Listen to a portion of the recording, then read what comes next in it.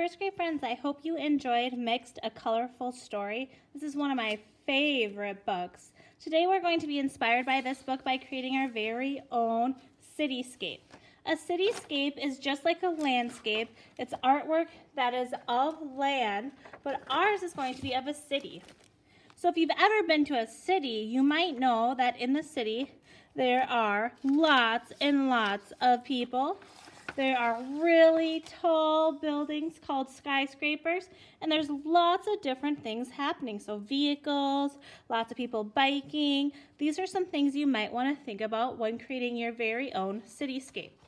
At your table, we have some different examples for you of a cityscape. So here's just right out of the book.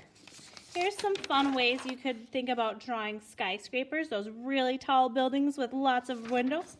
Here's some fun, interesting ways you can think about doing different doors, windows, and also thinking about textures your buildings might have on them. If they're brick or if they're maybe type of rock texture, you could think about the different shapes that your tall buildings could be.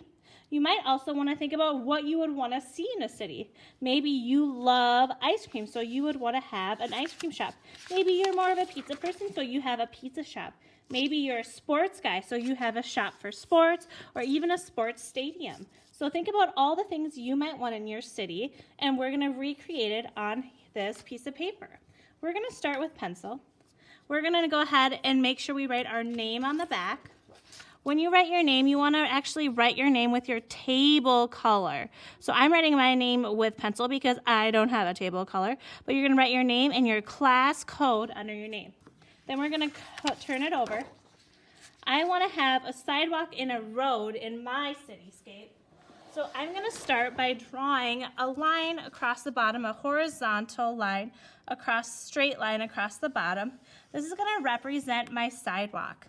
I'm going to add some diagonal lines to represent the different blocks. I might even have some signs or a stop sign on my sidewalk that I would want to draw. Maybe it's a crosswalk. So think about all the details you would even see on a sidewalk. Behind my sidewalk, I'm going to have a road. So I'm going to draw another horizontal line. And I'm going to make the center of my road. Maybe I want to have a car in my road. So I'm going to go ahead and draw a car. I can draw a car by just drawing some very basic shapes. I'm going to start by drawing a bump. And then I'm going to add a little small circle for the bumper. I'm going to draw a bump up for the tire. Straight line over, bump up for the other tire, and the front bumper. And then I'm going to add, this is going to be like a convertible, so it's going to have a window, and then there's doors on it. So that's one way you could easily draw a car if you wanted to. But of course, you can draw a car however you like to draw a car. Maybe there's going to be a person in a bicycle, or maybe they're on a scooter, or maybe even a motorcycle. There's lots of different ways you can draw cars and vehicles in your very own city. Behind my car on this horizontal line, I'm going to start drawing my buildings. I think one of my buildings I want to have is a flower shop. So I'm going to start by drawing two vertical, tall, straight lines coming up. And this flower shop's going to have kind of a flat top. I want my buildings to look really tall, so I'm going to have them reach almost all the way to the top of my paper. And this flower shop might have an awning in the front of it. So I might draw kind of a rectangular trapezoid shape for my awning with kind of a wavy line underneath. I want to think about what door there might be in this shop. I think maybe just a simple rectangular door, and then maybe a big window so everyone can see all the beautiful flowers inside. Maybe there's a big open sign on the door, and maybe there's going to be a sign here that says flowers. And then up above, there's going to be apartments. So I think I'm going to think about how I would make my windows a little interesting. So I could start with just a basic rectangle, but I could make that rectangle more interesting by creating lots of different window panels and instead of just the usual 4, right?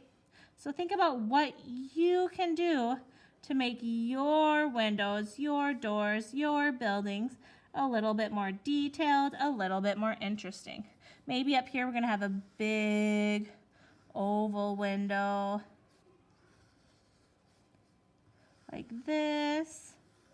So instead of just drawing shapes, I'm really thinking about what could make those shapes more detailed, more interesting for this building. All right, and now I kind of want to think about a texture for this building. I like the idea of a stucco texture for a flower shop. I think that looks more tropical maybe. And maybe your city is in a tropical place, so maybe you could even have palm trees, or maybe your city is just down the road from us, so maybe there's pine trees. So you can always think about different details you could add like that.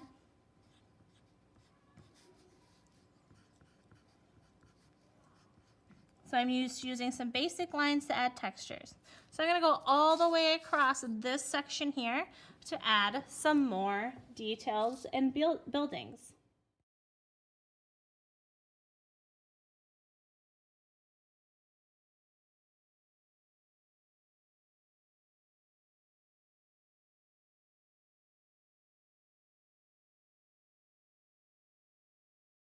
All right, so I'm all done drawing it. And you're going to notice I have buildings going all the way across, even going off the page, because I want people to imagine that the city street is going on forever and ever. All my buildings are a little different. I've added details to them, such as texture. This is an ice cream shop. This is a college school of art.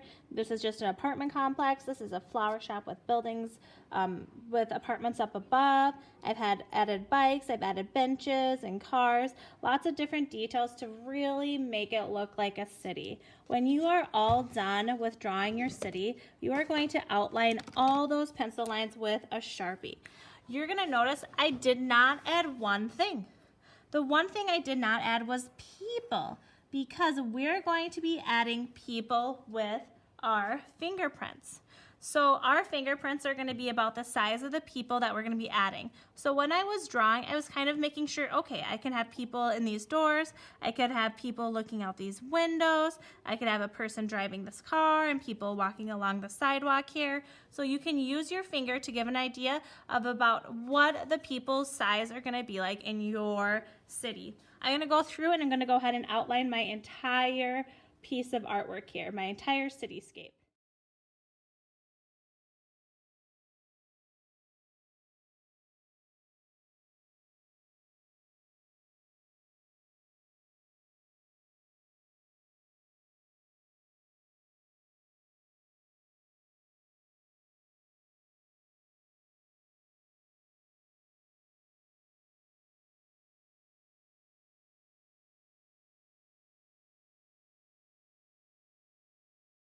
All right, now that I'm all done drawing and tracing over with my Sharpie, I'm going to take my table eraser and then just make sure I erase all the pencil line.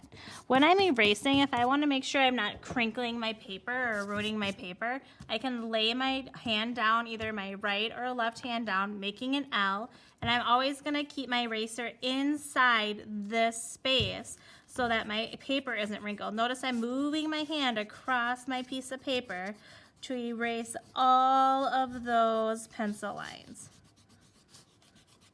And once you've done that, you're all done for this part. Great job.